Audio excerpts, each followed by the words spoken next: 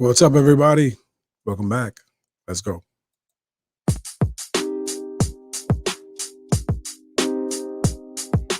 Wake up, everybody.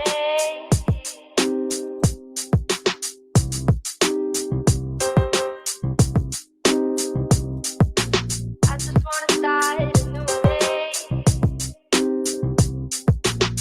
Remember what I say.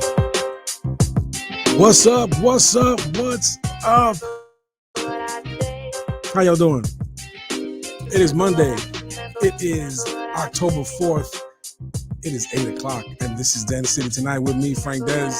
Like it says back there. How y'all doing? It's been a while. I'm sorry I've been away. For those of you who have, I'm sure have missed me quite a bit, and my many viewers. But we back this week. We're gonna talk about a couple of things. Catch up, and hopefully have a little fun. Talk about some stuff not so fun, but we're gonna, do it anyway. I hope everybody had a great month of September. We into October now, the spooky month, and we are moving along in the year, man. It's gonna be December in 2 months, going into 2022.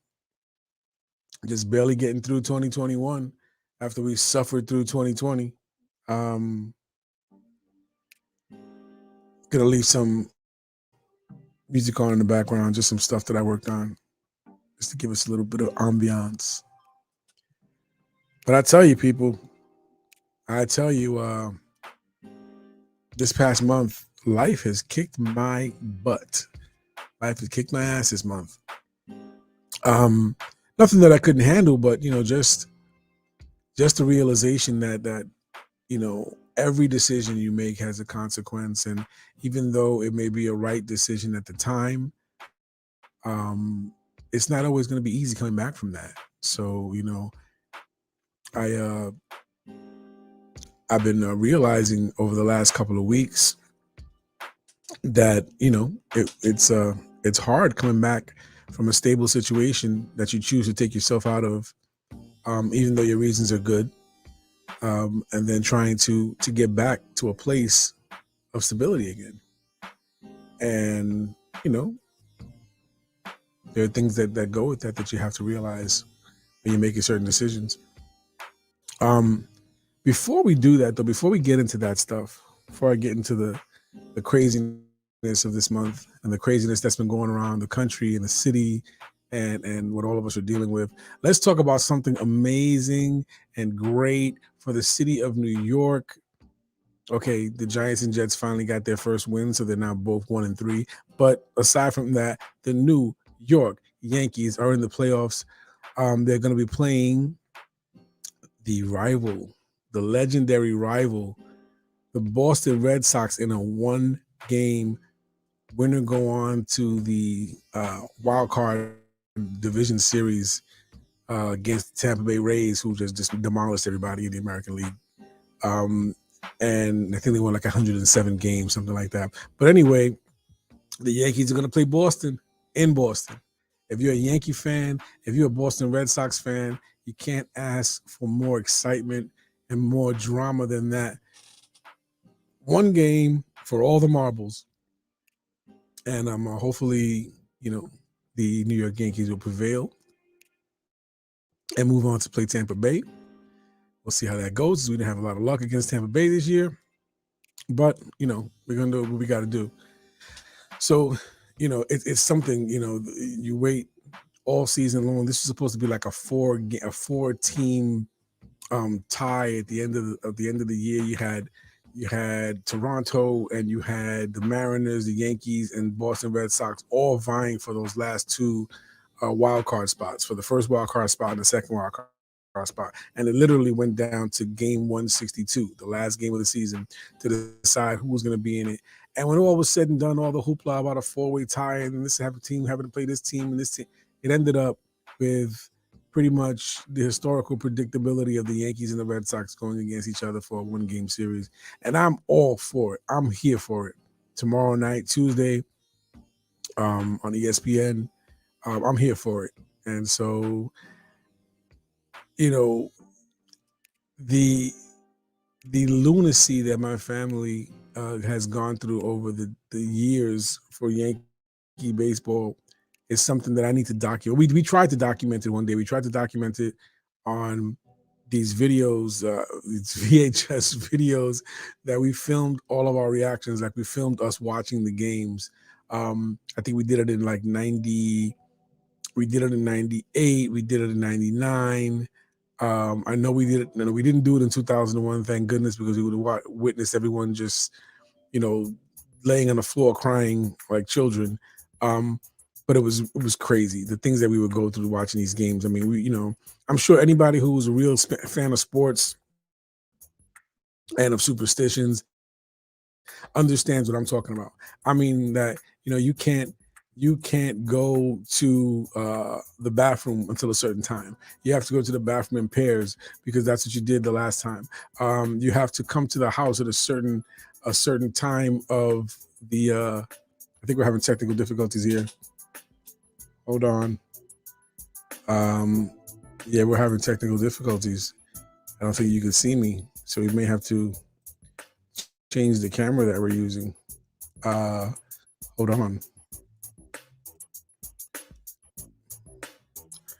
Yep, we're gonna change the camera that we are using because you guys can't see what we're doing. So we're gonna go to this one. I don't know. Not too happy about this camera. Not too happy about this screenshot here, but we're gonna go with it because that's what we got, and we'll see how it works. I got a little blue tint happening right here, and that's why this is live, because live things go wrong, and things can go very wrong very, very quickly. Um, so yeah, that's what happened. I lost my main camera, and I'm gonna have to go with the Toshiba with the laptop camera.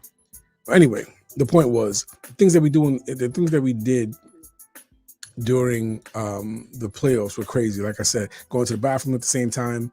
My brother-in-law Eddie, because we won certain games, or we won the last game, and he wasn't able to get to the apartment until the second inning, he would park his car downstairs and he would stay in his car for the first inning so that he could only come upstairs after the second inning. And when he would come upstairs, I had to sit in a certain spot, and he sat in a certain spot. And my niece wore these red socks, even though they're red socks. That's weird, but she wore red socks, so she had to. So it was complete lunacy, and I think that's part of the fun of really trying to find, you know, just crazy things that you could do to make the game more fun, to make you feel like you're part of what's going on and what's part of happening. And it's pretty cool. It's definitely pretty cool, but it can be it can be a little crazy when when you're going through it, and then when you film it and you watch it back, you realize how completely nuts everything was, and how much lunacy you guys actually had. Let's see if that camera's back in order, because I really don't like the other one. Yeah. Okay. So here we go. I think we're back in business now.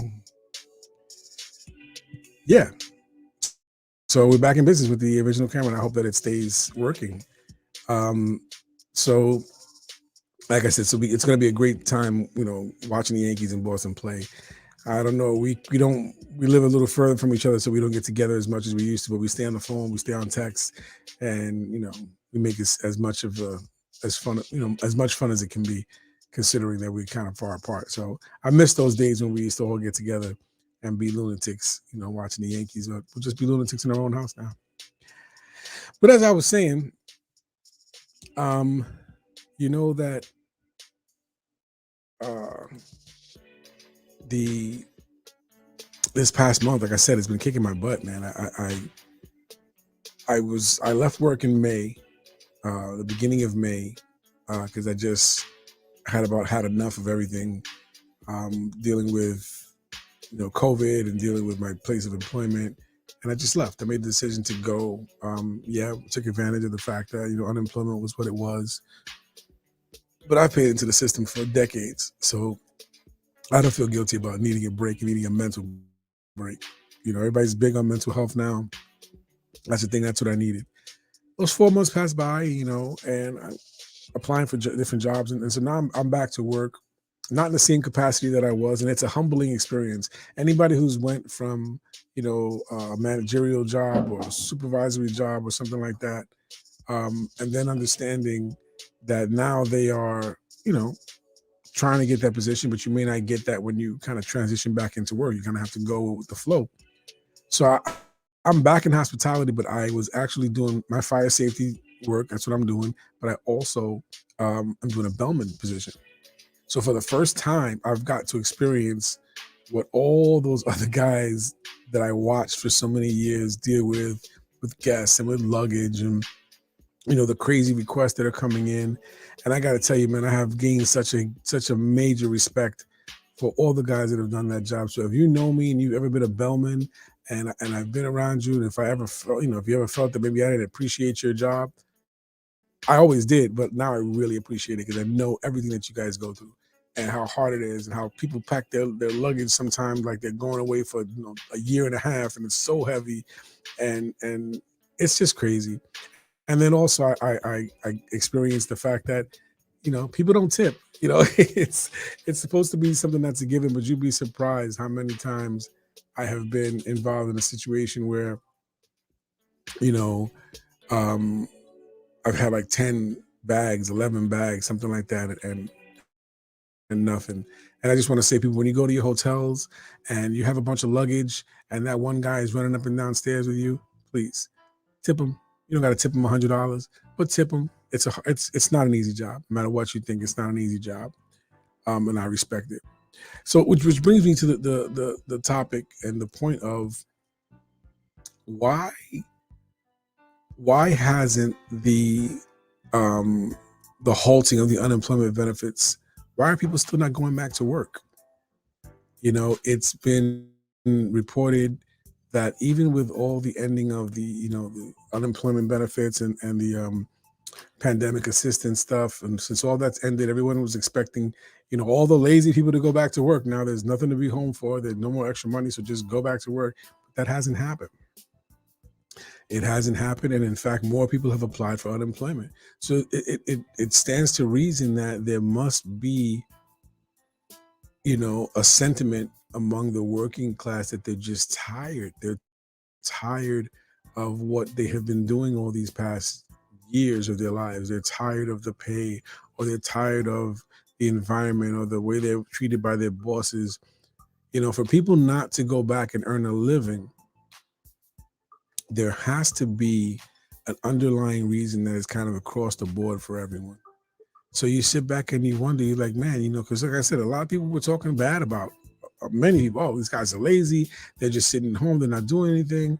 So what's the reason now? The money's not coming in anymore. I know my unemployment was stopped completely.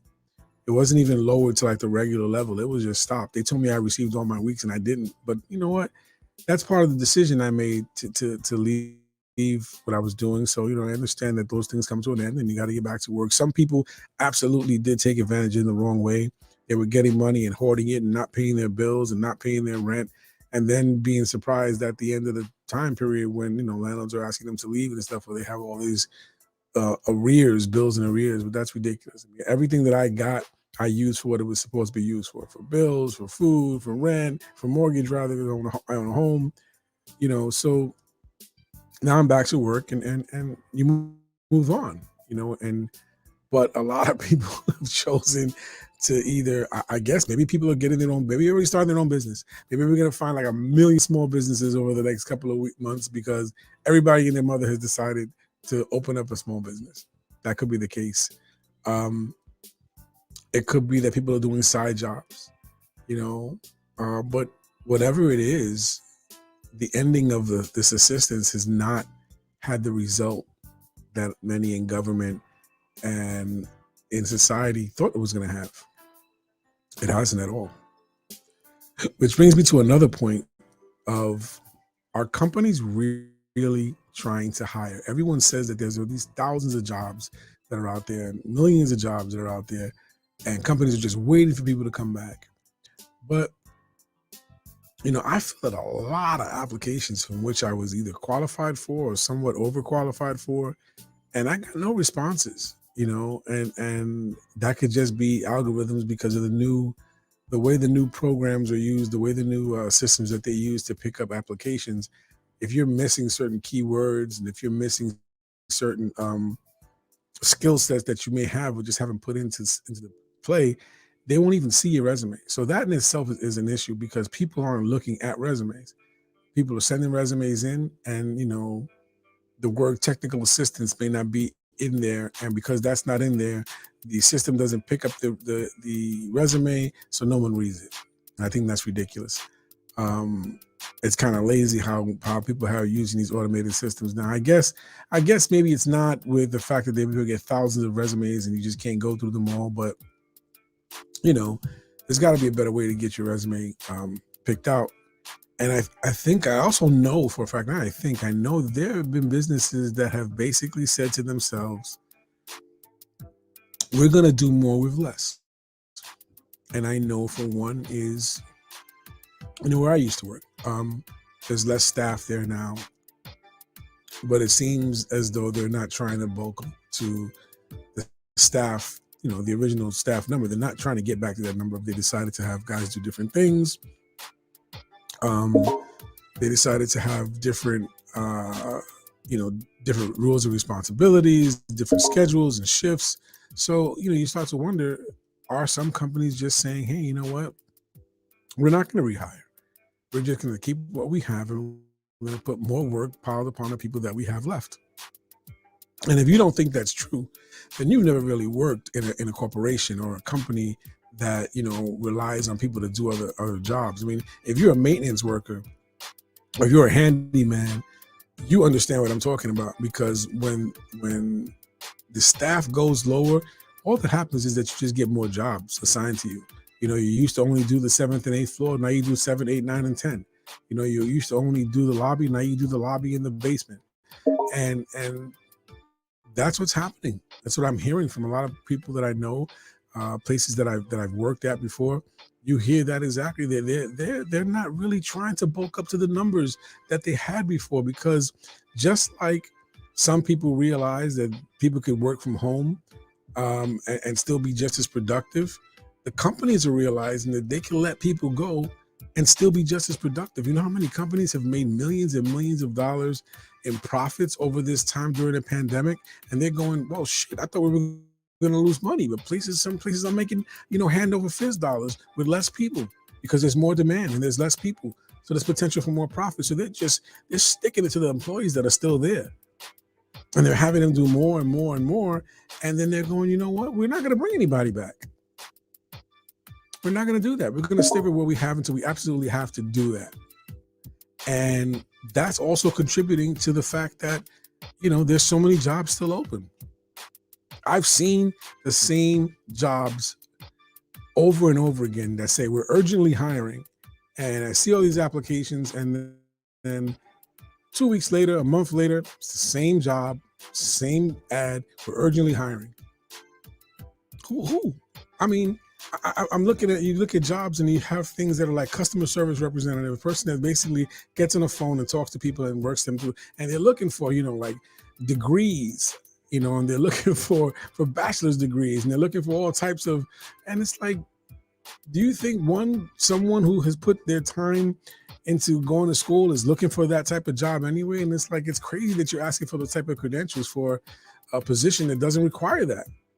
So there's a lot of factors. It isn't just lazy people sitting around not wanting to work and collecting an unemployment check. It's never that simple. And I get so angry when people try to simplify it like that and just make it seem like everyone who's not working is just lazy piece of shit, because it's not true. Some people are really trying to find what they're going to do for the rest of their lives, and they don't want to go back to a job that they're probably going to end up leaving in a couple of months. Who wants to put that much effort into going to something that you're going to be unhappy with, and you're going to end up leaving shortly, and that's not what you want to do? People are dropping dead, or people have been dropping dead for the last 2 years. So a lot of people in their mind are going, man, if I'm going to go back to work, If I'm going to get back out there and I'm going to deal with this corona stuff or the variants and vaccinations and all that, I'm going to do what I want to do. I'm going to do what I want to do. I'm not going to do just anything anymore. And then the flip side, companies are like, you know what? If people aren't going to come, fine. We'll work with what we got. So there's a lot of issues that we have to find a middle ground for, because it's just not as simple as people are trying to make it seem. You know, like I said, people just decide everybody try. You know, I know when you look online, everybody has their own business. Everybody has a hustle. If it's not, you know, if it's not perfume, or it's a side business, or it's real estate, or it's flipping houses, or it's flipping pancakes. I don't know. Everybody has a hot side hustle. You know, and you know, even me. You know, my finance business. So we are all trying to find our way. We are all trying to find out what's going to carry us through to our last days. You know, it's a little scary sometimes, because we all know now that life is so precious and it's short and it's unpredictable and you never know what's going to happen to you. So with that in mind, why waste your time doing something that you just don't like?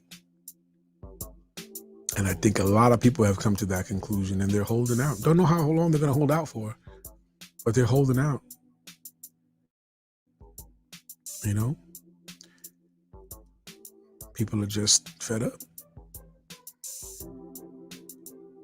And now we're starting to have these mandates, which, let me tell you, I don't necessarily have a problem with the mandates. The vaccine mandates are not, you know, everybody's acting like this is a first. This isn't a first. We can go back to the days of George Washington, where, you know, he mandated that all of the soldiers at Valley Forge get, you know, polio inoculations. That was mandated. You had to do it. Okay. We don't even have to go back that far. We go back to every year for school. There's all the vaccinations that kids have to take in order to go to school. The Army, you know, all the vaccinations that you have to take to be a part of the services, our armed services. It's not new. People need to stop acting like it's new. It's not new. But this vaccine has been so politicized and so dissected and resected, and opinions, you know, and everybody's doing this research. When did everybody become, you know, scientists? When did everybody become like, what is your research? When you were in school, when you were in college, or just elementary school, and you had a project, you know, you probably did more research on that project than you did to finding out what is in or not in this vaccine. You know, using encyclopedias, going to the library, reading. Is anybody doing that? Is anybody doing that when they say they're doing their research? Are you going to the public library and pulling out books, you know, on mRNA, you know, and viruses and how viruses work and how vaccines work? Is that what you're doing? You know, because I should be seeing, you know, the New York Public Library and all the libraries around the country and in these cities just full of people doing freaking research.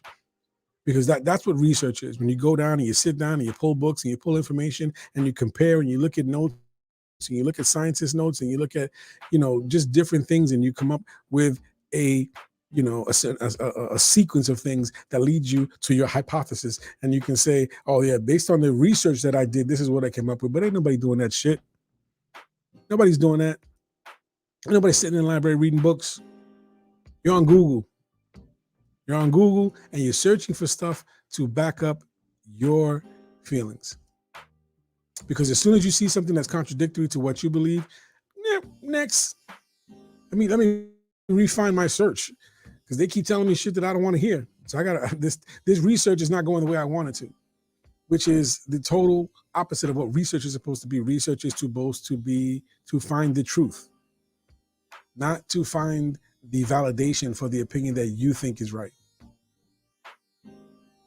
That's research, and nobody's doing that. Nobody's doing that. You know, here's my problem though. When it comes to the mandates and when it comes to what's happening with people getting fired, I don't know. I mean, is there no other middle ground? I mean, now we're exacerbating the problem, because now people, and again, I understand the whole, you make choices and it's your consequence, because it goes back to me leaving work and now having a harder time, getting back into the field that I was in and finding what I want. I get it. But what I'm asking is there any middle ground? Initially it was, if you don't get the vaccine, then you have to get tested every other day, and this and that and the other. And I thought that was in itself the beginning of people getting tired, or I'm tired of getting tested, I'm just going to get this vaccine. And I thought that was a way to move people forward.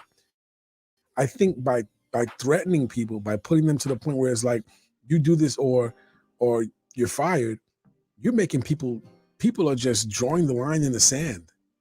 No one ever came around by being threatened or being given an ultimatum. Not in marriage, not in friendship, not in work. When people are given ultimatums, it has the exact opposite effect of what it is that you're trying to do, in my opinion. So when you tell somebody you're going to get this vaccine and you fired, I know in your mind you think that people are going to go, oh wow, I don't want to get fired, let me take the vaccine. But in practical application, people are like, fuck you, I'm not taking anything now, fire me. Because that defense mechanism comes in. That's human nature. That is people, that your first reaction to someone making you do something is to be defiant. So I think what we're doing with the mandate is one thing. How we are responding to the response to the mandate, I think we need to look at something different. I mean, I get it. I get that people in the medical field should not even fathom not taking it. They know better. They know what's going on in there. I can't stand the misinformation that's being given and the rhetoric and the runaround. However, how does it help by firing everyone? Who do we bring in? Like you say, bring in the National Guard, but they're not really adept for the day-to-day type of things. I mean, we are just creating one problem on top of another. The things that the solutions that we are looking toward are not really solving anything. They're just creating a different issue. So I'm not against mandates, but I'm sure I'm on the fence with people getting terminated. It's just in mass like that. Hey, it's 12 o'clock. At 12 o'clock, you're all fired if you don't have your vaccine by then. It just sounds like it's as drastic and as deadly and as crazy this whole thing is. That just doesn't sound like a sound solution. It's extremism, and that's what seems to be the norm. It's extremism. You're one side or the other. You're going to take this vaccine? No, I'm not. Well, then you're fired. I don't care. It's like, how does that doesn't work. That's not how it works. But that's not how it should work. But I know there's so many people that are just so locked in to saying that they're just not going to listen to any other opinions about the vaccine if it doesn't correlate with what they've heard, negative or positive. I talked about this a couple of shows ago, but I cringe sometimes when I'm going through social media and I see people somewhat elated that someone who denied using the vaccine is now dead. That shit is crazy. I mean, even if you think that they're stupid, I mean, don't be happy that they're dead. Don't say it with a smile like, aha, I told you, you dummy. You didn't want to believe in the vaccines, huh? Right now, well, you're pushing up daisies and your family's broke. And it's almost like it's funny. Like that's part of the skit. We gotta find a better way, man. We gotta find a way. Like I said, the mandates, Spanish flu, we had the Spanish flu in 1918, same thing. We had mask mandates. They had vaccinations. Although it's not quite obviously the same thing, but people went bat crazy when we did the seatbelts. When the seatbelts were made mandatory. There's a video of people saying, that's ridiculous. I'm not going to wear my seatbelt. That's an infringement on my rights. When they banned smoking in New York City and in all the public places, that was an uproar. And I know people are going to say that's different. This is not putting something inside my body, but we've been doing that. We've been doing that for decades.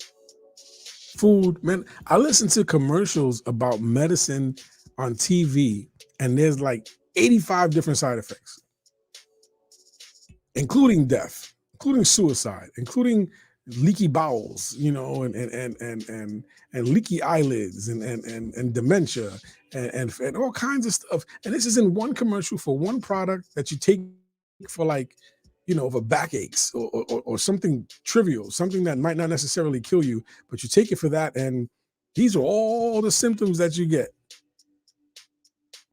Where's the uproar about that? I just think that the reasoning behind the uproar has less to do with the actual vaccine and has more to do with ideology, politics, and a disdain for people that are on the other side of the aisle. Whichever aisle you're on. That's the basis of this. That's where this becomes what it has become. And it's crazy. It's crazy. Liberalism, conservatism, own the libs, conservatives. When the liberals and conservatives, those are just words. They've become so vile in our vocabulary, depending on who says them. They're just words. Liberal means a little easier on some things. Conservative means a little bit harder on certain things. They're just words, man. It's absolutely crazy that extremism has become the norm in our society. There is no middle ground. Can we ever get back to the middle? Can we ever get back to just disagreeing with each other, but not necessarily wanting to see the other person hurt? Does anybody know how to back down and kind of see the thing from the other person's point of view? And again, I'm not talking about ignorance. I'm not talking about people that are blatantly lying about certain things. There's a special place in hell for those people. I'm talking about just true misunderstandings and true, ignorance in the true sense of the word. Not that you're stupid or that you're evil, but that you just don't know. Because that's all ignorance is.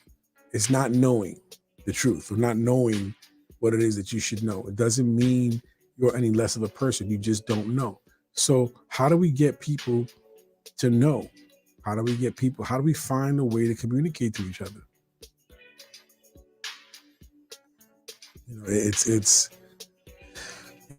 It's nuts, man. It's crazy. There's so many broken relationships, and there's so many families and things like that have just gone to pieces. Whose responsibility is it in a family to make sure that the things are communicated in a way that everyone has the same understanding? I mean, I have people in my family, that haven't taken the vaccine. We're discussing things, and we're trying to get more information for them, and we're trying to find a way to make everybody comfortable with their decisions. And I think that in relationships, to segue into relationships, being able to see things from the other person's point of view is key. It's key in marriage. It's key in parenting. It's key in understanding why people don't want to take a vaccine, why people are really truly afraid, and why they think that something is wrong or set up for them for something bad to happen to them. There has to be a way for people to communicate that without biting the head off the other person. It's absolutely imperative that we find a way to see the other person's point of view. Now, I say that I know there's some people that are going to be like, man, you're saying that, but when other people are just blatantly insulting you and calling you stupid, how am I supposed to, why should I even want to bother with them? Why should I even want to try to find a middle ground? And that's the point that I was making, is that no one ever changed their mind by being called an asshole. No one ever changed their mind by being called dumb. People change their minds when you're able to speak from a place that they can relate to. If you're relatable and you're respectful and you're factual, most people are going to sit back and listen. Now, you still may not agree, but most people are going to sit back and listen, and they're going to understand your point of view. And at least they're going to look at you and say, well, I don't agree with you, man, but your argument that you placed, your reasonings behind it, they're sound. They're not crazy. They're not, out of this world. I just don't agree with you, man. I think you're making the wrong decision. I think that you're going to regret the decision that you made. All right.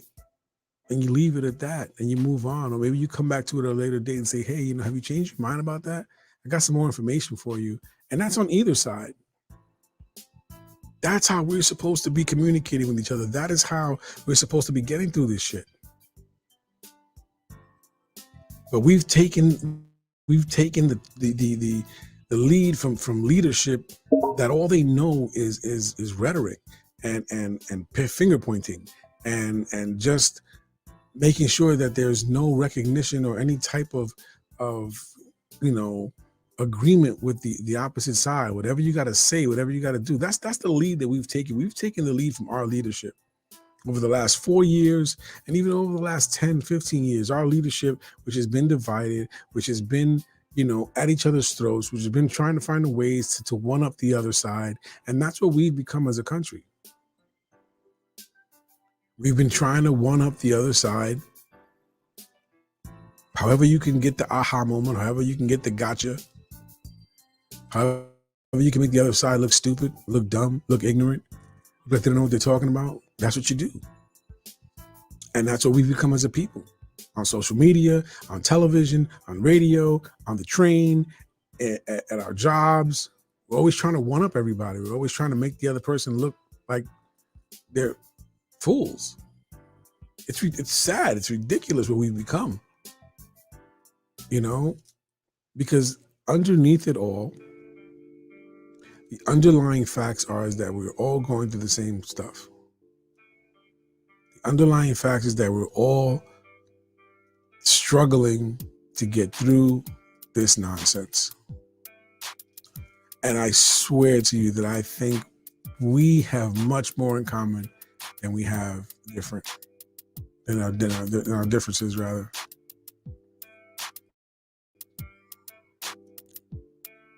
So much talk.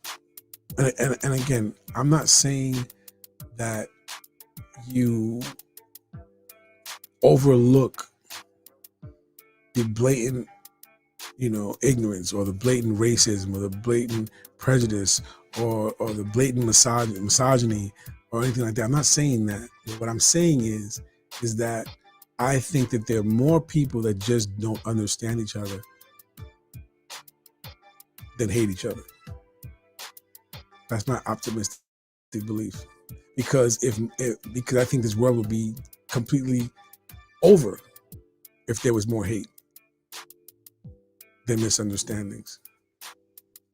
Problem is that we're pushing and we're moving more and more toward the hate and the division, and we're forgetting that we all kind of go through the same things. We're forgetting that. That's what's scary. That's what's dangerous. That's what we need to get under control.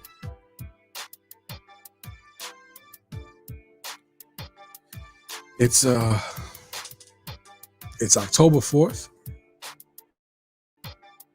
We're heading into the holiday season. It's Halloween, Thanksgiving, Christmas, and people are gonna start getting into their family modes and wanting to see family and getting into the holiday spirit, hopefully. And I'm hoping, as naive as it may be, I'm hoping that we can use some of that emotion to help us get past this point, to help us get back to a middle ground, a sensible middle ground where people can discuss things and disagree without looking for the next civil war. I don't know if it's possible. But until then, you know, I'm going to keep coming here and talking about things and finding ways for us to communicate better and reaching out to people and saying that, although I don't understand you or although I don't agree with you, I love you. I don't want you to die. I don't want anybody in your family to die. You got to find a better way.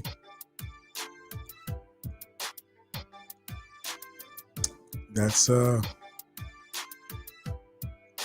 my participation. Whatever I can do. I've stopped yelling at people and arguing with people on social media.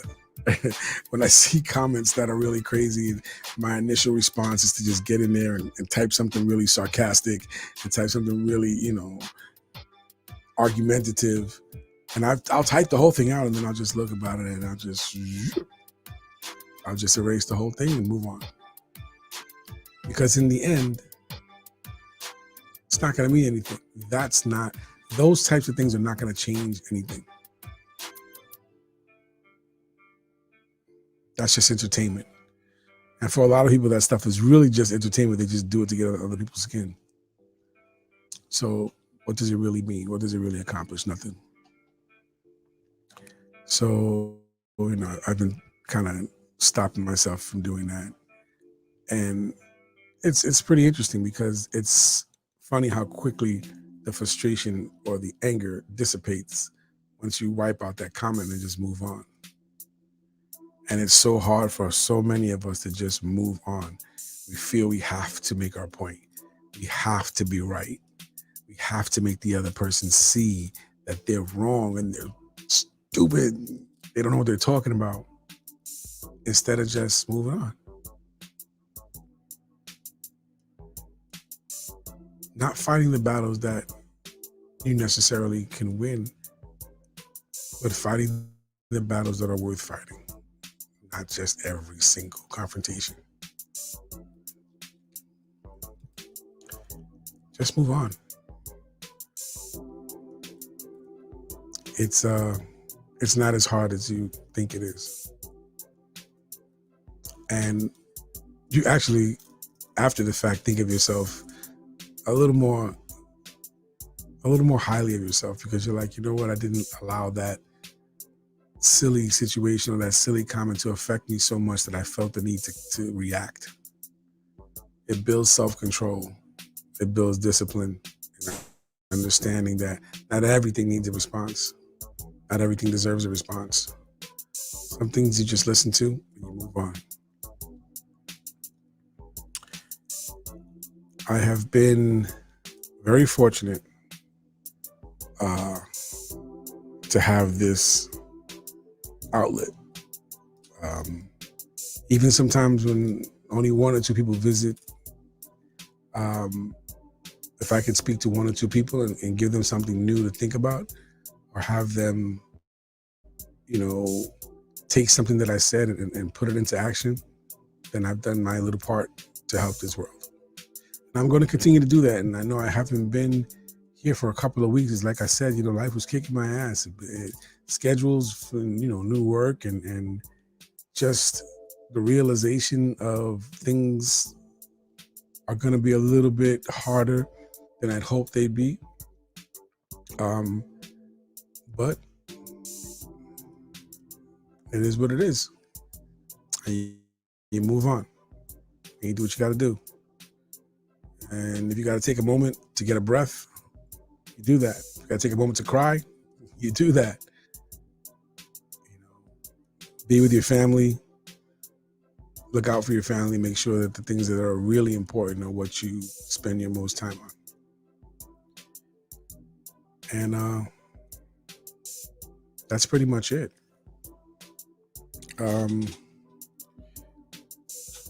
I'm hoping that I'll be back next Monday because, like I said, there's schedules and stuff like that. So I'm trying to keep my Mondays together. As it stands right now, I'm off on Monday, so I will be here regularly at Den City tonight with Frank Dez And as always, I appreciate you guys and everything that you bring to me or that you do for me. Just taking a moment to give a like. If you are checking me out on YouTube, please like and subscribe. Share if you're on Facebook. Share the page, and hopefully let's build this into something where we can all get our message across. All right. Until next week, I love you. Embrace your failures. Embrace your failures. They'll prepare you for the success to come. Peace out.